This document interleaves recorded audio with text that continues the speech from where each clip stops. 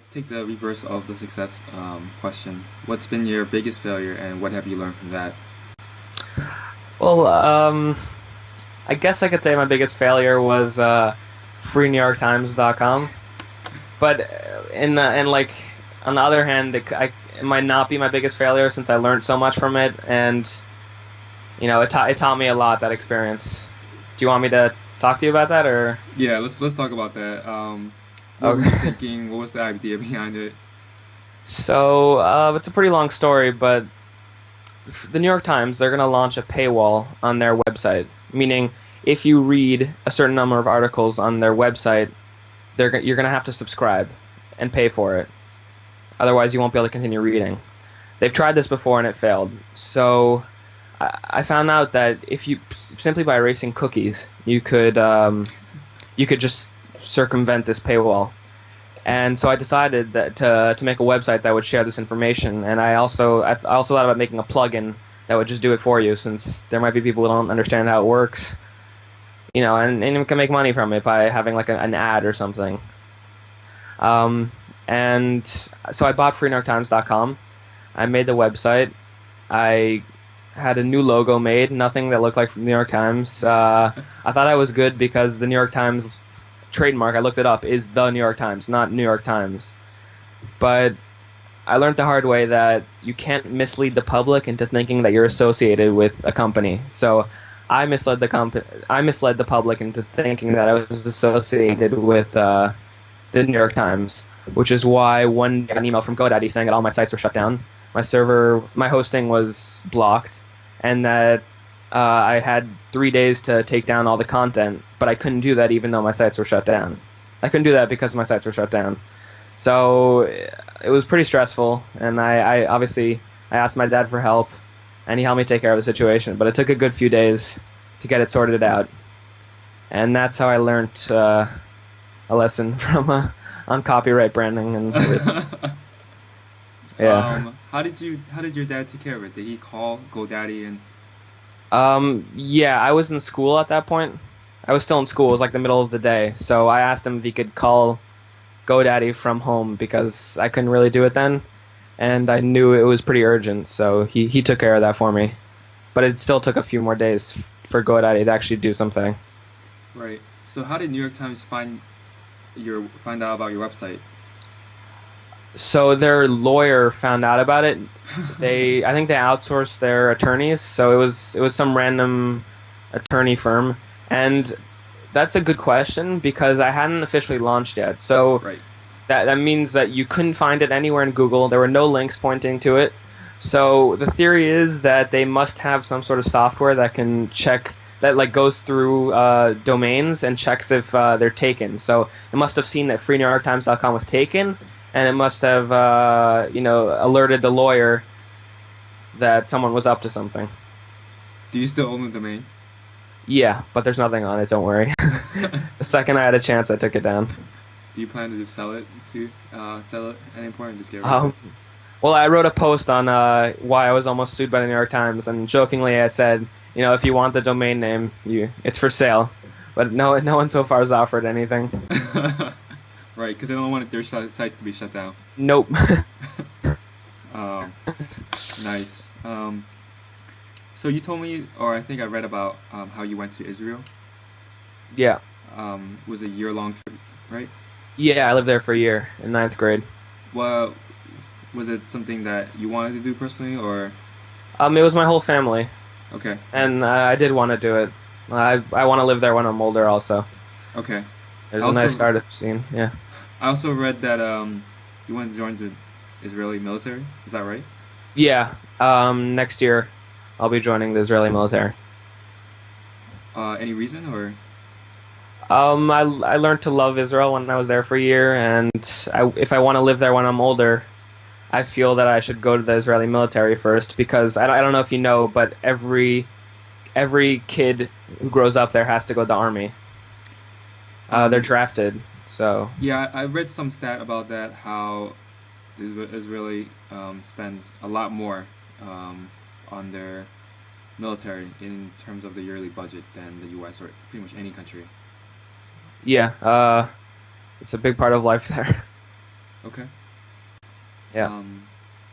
And so, what would happen to your sites when you're in Israel in the military? Well, I haven't started thinking about that too much, but I'm not really sure yet what I'm gonna do. It might be complicated. Okay. Yeah.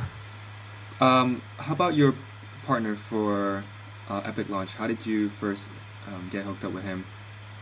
He's a friend from middle school.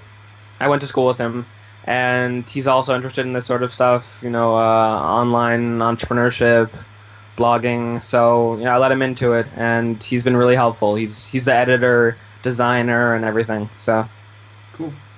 yeah. All right.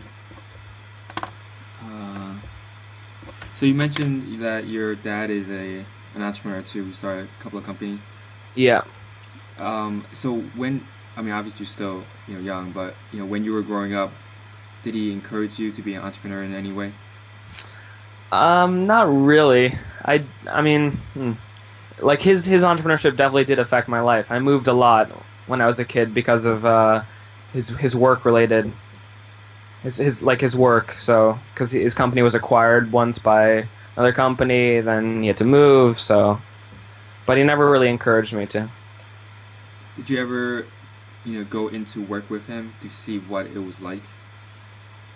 Yeah, for most of my, I mean, for the past few years, he's worked at LivePerson, which is a pretty big company. So it wasn't really, I went in a few times, but I didn't really get to see like the core of, a startup. But now he's working with a few other Israelis on another startup, and there are only 4 people. So I've helped him out a bit. Yeah. Okay. Is entrepreneurship something that runs in your family? Your dad, your grandfather, the one, No, not nothing before my dad. I don't know. Maybe it will, starting from my dad and then me and then my kids, but we'll have to see. Right. Yeah. So when you became an entrepreneur, was your dad excited? Like, yes, he's gonna follow my, be someone. I'm not really sure. I don't know. Okay. Yeah. What about your friends in school? One, they saw your interview on local news, and 2, you're all over the internet. What do they think about that? A lot of them like to make fun of me. I mean, not like actually jokingly, because I don't know. They might be a bit jealous, or they might want to do it themselves. No one's mean about it, but a lot of them think it's pretty cool, and but they're high schoolers. Not all of them are into this sort of thing yet. Okay. Is there like a club in your high school that encourages entrepreneurship? Let's see, there's a business investment club, but I'm not a part of that because they don't focus on entrepreneurship. It's mostly investing. Since it's in New York City, they go to Wall Street and do things like that. It's pretty cool. And there's also, I started a programming club with a friend. Okay. But we don't really do too much though. Okay. Yeah. All right. Cool. What are you going to be doing in 5 years? What your vision for EpicLaunch and just some of your businesses? In 5 years, hopefully I'll be in Israel, and they have a pretty big startup scene there. So hopefully I'll be launching internet startups with Israelis. That's what I would love to be doing. All right. How about some words of wisdom for young entrepreneurs? How should they get started, and what's something that you learned that you think they can apply? How should they get started? Well, I mean, I think that everyone should get started. They shouldn't wait for some incredible business idea. I mean, they could do anything that anyone else has done, like an eBay business, or they could start hiring friends to do dog walking or all kinds of different things. But as long as they get started and get their name out there, I think that would really help them out. And then obviously networking with people like them. I mean, they're always welcome to contact me, ask me questions or anything like that. And I think there are a lot of people who would be willing to help them out if they approach them. So that's definitely something I should get started doing. Okay.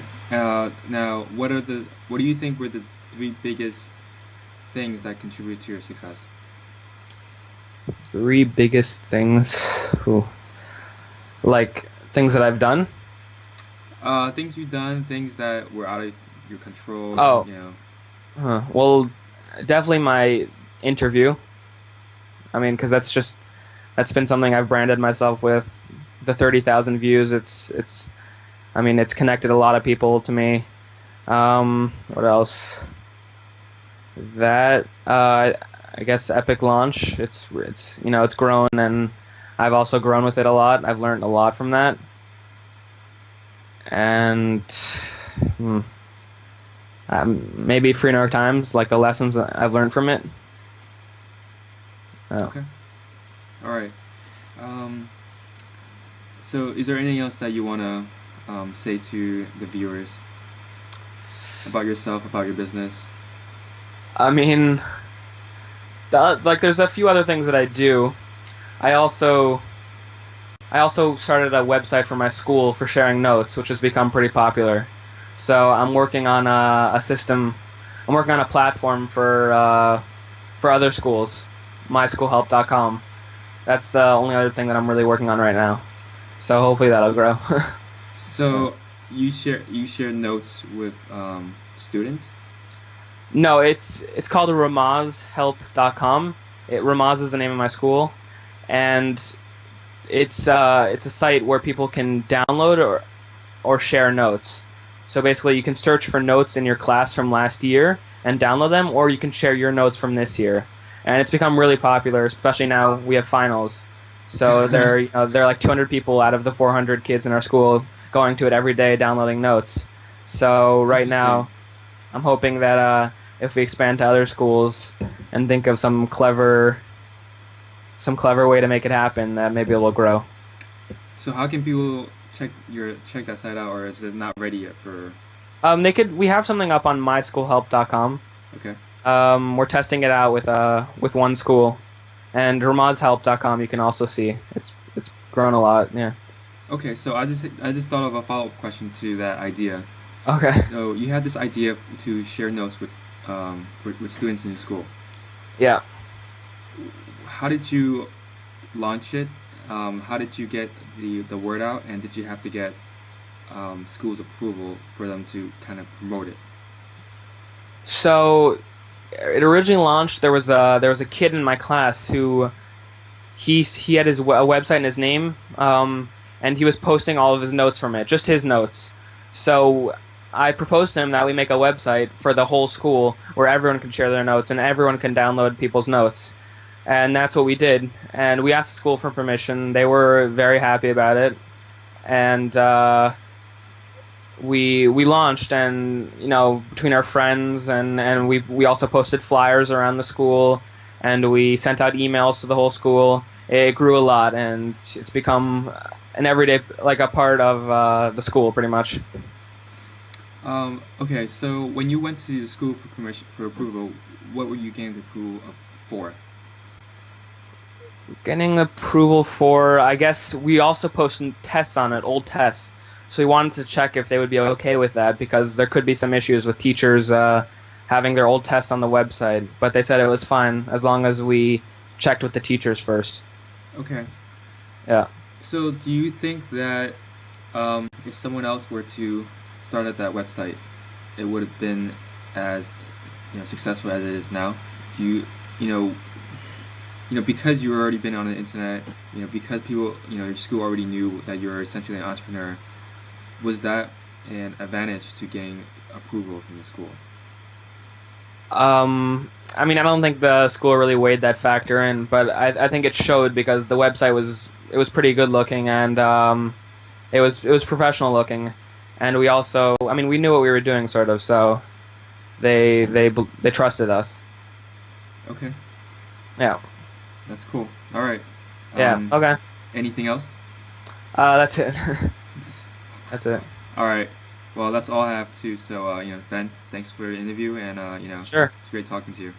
Yeah, you too. Thanks so much. All right. See you around. Have a good day. All right. Goodbye.